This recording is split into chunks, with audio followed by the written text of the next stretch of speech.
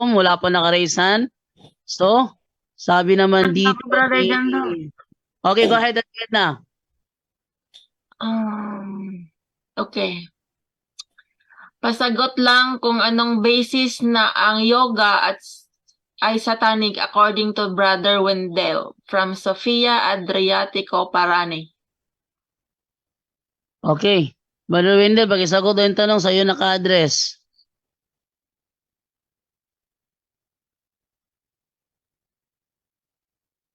Brother Wendell? Nabaltata, ikaw sumagot ng Baltata. Wala si Brother Wendell. Hindi nag-respond. Brother Wendell, lumabas na. Brother Wendell, go ahead.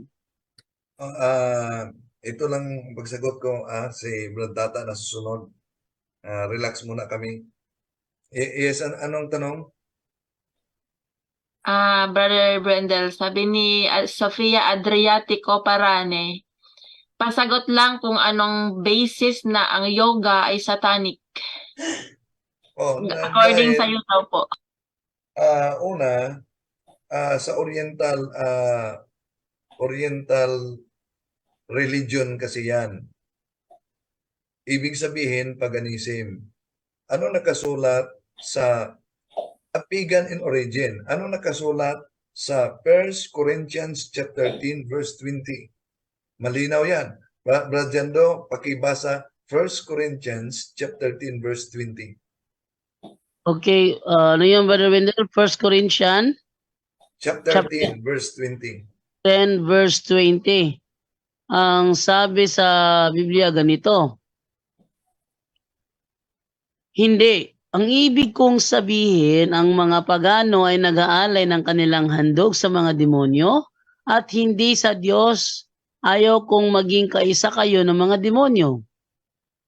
At karamihan ng mga exorcist dalubhasa nagsasabi na dahil na connection yan sa paganismo at sa pamamagitan ng mga ritual, dyan yung yoga ay may mga practices na inaalay sa mga ancient goddess ng pagano.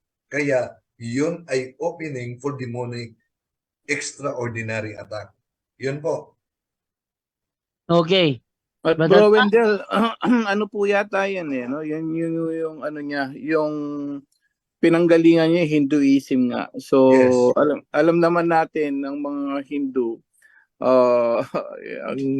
ang dinodiyos nga nila mga ano eh, mga baka, mga lahat na ang kasi naniniwala sila sa reincarnation. So, yung mga Indian kasi yan po no sa lahat ng mga nakikinig ngayon.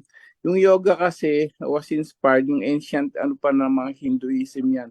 Lahat yan pati feng shui naman galing sa Buddhism. So, akala bakit daw ano connecting yan kasi dun sa mga iba't ibang relihiyon na hindi naniniwala sa tunay na Diyos kapatid.